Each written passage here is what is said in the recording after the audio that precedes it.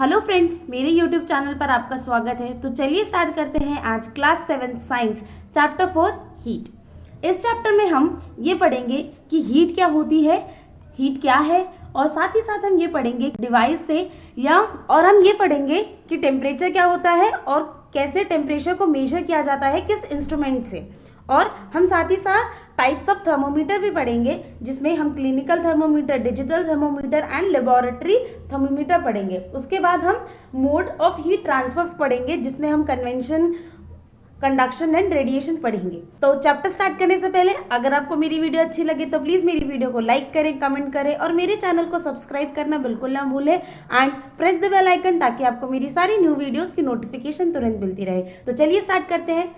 We feel that hot outside but cooler inside our house in summer. जैसे आपको पता है कि हमें गर्मियों में जब हम घर से बाहर होते हैं तब हमें बहुत गर्मी लगती है, लेकिन जब हम अपने घर के अंदर होते हैं समर्स में तो हमें बहुत ठंडा लगता है। सिमिलरली जब विंटर होता है तो हमें घर के अंदर बहुत वार्म फील होता है और बाहर हमें कोल्ड फील होता है। अब क्यों फील होता है, ये किसकी वजह से किस वजह से है?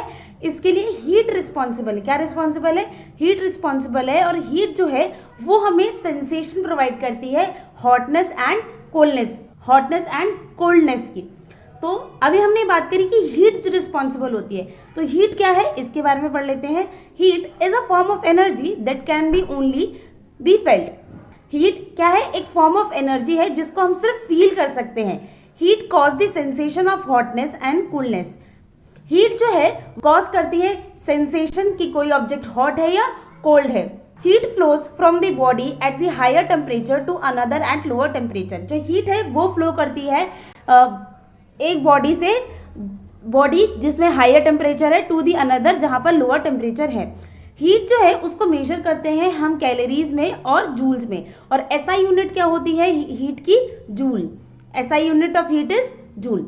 देखिए एक एग्जाम्पल है, जब भी आप अपने हाथ को रब करते हैं, अपने पाम को रब करते हैं, तो आपने देखा होगा कि वो गर्म हो जाते हैं, है ना।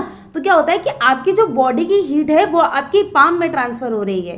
देखिए हमारे आसपास हमारे बहुत से ऑब्जेक्ट्स हैं, जो कुछ ऑब्जेक्ट्स होते हैं वो जो ठंडे होते हैं और कुछ ऑब्जेक्ट्स कोल्ड होते हैं। जैसे टी जो है वो हॉट होती है और आइस है वो कोल्ड होती है, ठीक है। अब आपको ये बताया है कि बहुत से ऑब्जेक्ट है वो हॉटर होते हैं अदर ऑब्जेक्ट से, और बहुत से ऑब्जेक्ट हैं जो कोल्डर होते हैं अदर ऑब्जेक्ट से। तो हम ये कैसे डिसाइड करेंगे कि कोई भी ऑब्जेक्ट है वो कितना गर्म है किसी दूसरे ऑब्जेक्ट से? क्या हम सिर्फ टच करके ही पता लगा सकते हैं? क्या जो हमारे सेंस ऑफ टच है वो ही रिलायबल है? इसके लिए हम एक एक्टिविटी करते हैं। आपको क्या लेना है? आपको 3 कंटेनर लेने हैं और आपको इन तीनों कंटेनर को लेबल कर देना है, container A, B and C. देखिए ये A container, B container and C container. ये क्या है? ए कंटेनर हो गया, बी और ये सी कंटेनर। आपने क्या किया? कंटेनर ए में आपने क्या डाला? Cold water. क्या डाला?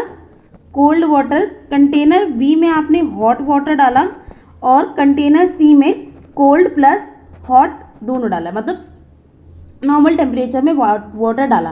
अब आपको क्या करना है कि आपको अपना लेफ्ट हैंड क्या रखना है? लेफ्ट हैंड ए कंटेनर में डालना है और राइट हैंड किस कंटेनर में? कंटेनर बी में डालना है। और आपको कितनी देर तक रखना है? ये तकरीबन 2 से 3 मिनट तक आप अपने हाथ रखेंगे कंटेनर ए एंड बी में। देखिए अब आपको क्या करना है कि आपको एक साथ कंटेनर ए और कंटेनर बी से अपने दोनों हाथ निकालने हैं और एक साथ उसको डालना है कंटेनर सी में, ठीक है। तो क्या आपके जो हाथ में सेम फीलिंग आएगी कि पानी कैसा है?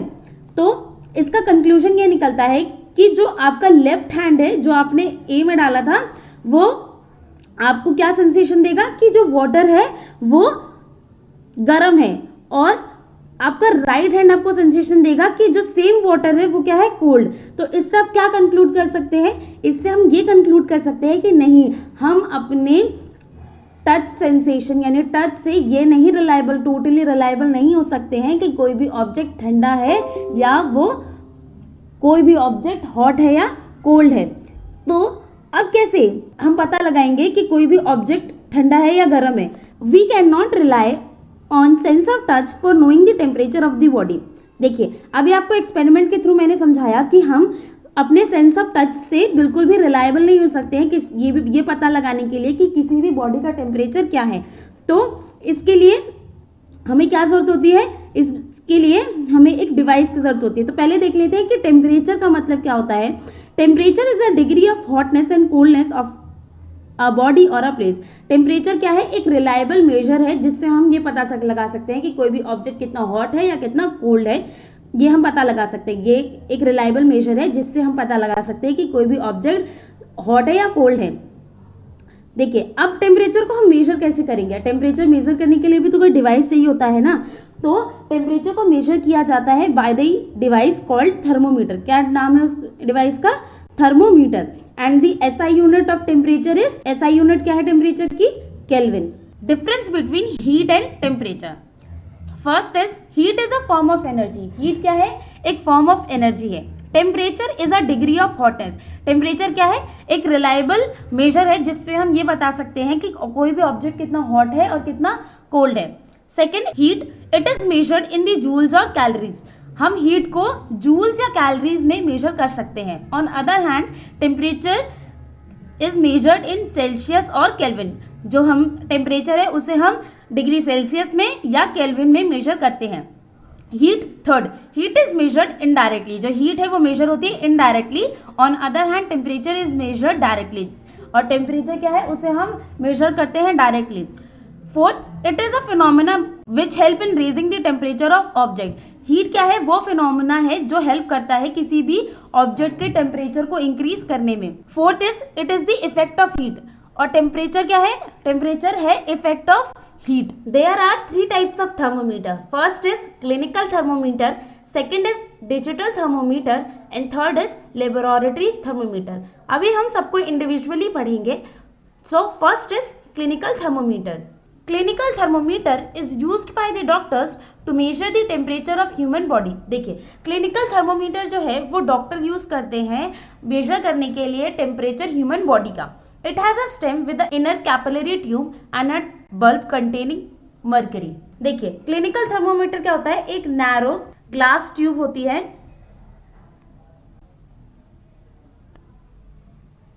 नैरो ग्लास ट्यूब होती है और इसमें क्या होता है? कैपिलरी ट्यूब होती है। कैसी होती है? एक कैपिलरी ट्यूब होती है और one end of the glass tube, यहां पर क्या होता है? एक बल्ब। क्या होता है?